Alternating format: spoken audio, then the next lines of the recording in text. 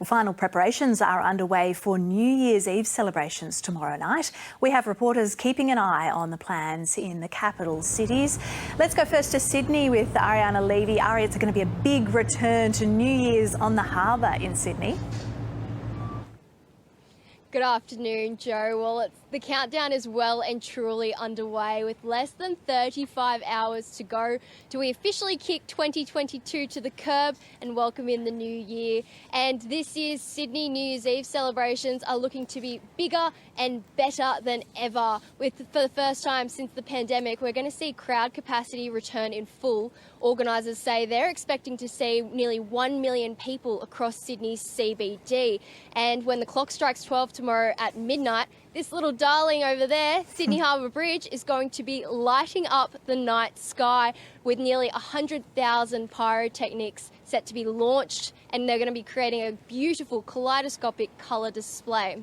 Now, while the midnight show is going to be focused nod to 2023 World Pride, the 9 p.m. show is going to be particularly special as it's going to be honouring First Nations people, their culture and their history. Indigenous sound artist Rowan Savage, who actually created the soundtrack for the Calling Country show at 9 p.m, says this year it's going to focus and feature a range of Indigenous artists. It's a story about different Aboriginal countries coming together. You know, here on Gadigal country, it's such a privilege to be working here, and there's some of the sounds of Gadigal country in the piece from Nadina Dixon, who is singing traditional fisherwomen's songs, and from my country, Kombumerri country. And then for me, it's also a story about reconnecting with country, you know, that deep listening that I've tried to do as someone who didn't grow up with culture, but I also like to think it's a bit of a banger. Now, Joe, while looks may be deceiving, despite the gloomy day here in Sydney, tomorrow's forecast is looking to be warm, sunny and clear, just in time to bring in the new year and go out with a bang. That's good to hear. Thank you, Ari. Let's head now to Lillian Raingear in Brisbane. Lillian, what's happening on the river there?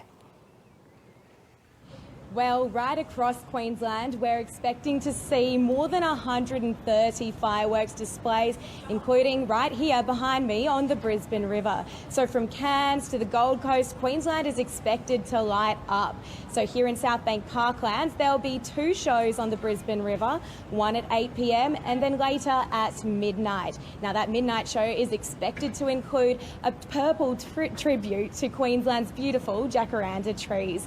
Now thousands of people are expected to flock here tomorrow for the show, so we can expect this time tomorrow people will already be coming to stake out their claim on the best vantage points. Now it has been a little bit overcast today, and tomorrow rain is expected in much of the state, so it will be a bit gloomy, but it just means people are advised to pack a raincoat and an umbrella if they're coming by for the celebrations. Now, elsewhere, people are expecting to do a booming trade at Queensland's pubs and clubs. Promoters I've talked to say they're expecting to see a last-minute rush in ticket sales today.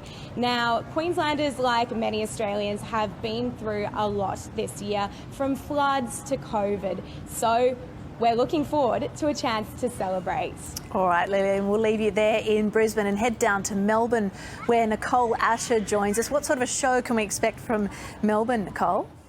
Thanks, Joe. Well, we're told tomorrow night's show is going to be the biggest ever in Melbourne. There's 450,000 people expected into the city. That's up from 300,000 last year when it was a ticketed event due to COVID restrictions. But this year it's back to normal business. There's going to be fireworks let off from 30 buildings around the city. Last year that was 22, so 8 more buildings have been added to the launch for this year's fireworks. But we're also told that, you know, coming into the city is one way to view it, but anywhere you can see the skyline in Melbourne, which is a big area around the city, you'll have a great view of the fireworks show, and some of the best views will actually be from a little bit further back, and it's one way that authorities are trying to make it a bit more of a COVID safe event.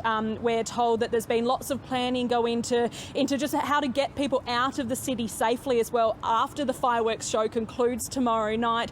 But the entire event is going to cost about $4 million, and festivities kick off at about 6 6 p.m. tomorrow night. There'll be family fun, there'll be light shows, there'll be music and performances before a 9:30 p.m. family fireworks show, and then the big event at midnight tomorrow night, seeing us into 2023. Now, with the easy access to the fireworks show here in Melbourne, the authorities are also asking people to please don't rely on illegal fireworks for DIY shows. They're saying it's just not necessary, and it will put unnecessary pressure on the healthcare system.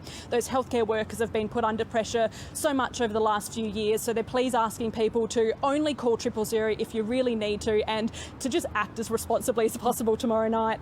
Yeah, very good advice, Nicole. We'll leave you there and head over to Emma Thompson. Last but certainly not least, what's in store for Canberrans? Well, as you can see behind me, the fireworks displays are being prepared here on Lake Burley Griffin. We've had workers out here since 7 a.m. preparing the barges that will go on display from 9 p.m. and midnight tomorrow night. We've got 2 truckloads full of fireworks that are being offloaded as we speak. Our 9 p.m. fireworks typically bring a lot of families, so we've been told that 9 p.m. show will have a lot of kid-friendly fireworks, a few smiley faces and some whistle sounds also going off. And then the main event, the midnight fireworks, will be louder, they will be bigger.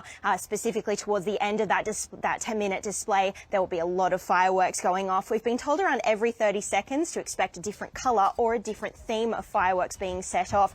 Speaking of fireworks, ACT Police have let us know that while there will be a big presence down by the lake or in the city, there will also be a lot of eyes and ears out for the illegal fireworks. In particular, they're concerned about fire hazards there, but there's going to be big crowds expected, lots of roving performers, food trucks, all those sorts of things, lots of entertainment for the first big New Year's Eve celebration here in Canberra post-pandemic. Okay, sounds like good times ahead in store. Thank you to all our reporters there in Sydney, Brisbane, Melbourne and Canberra. Thank you.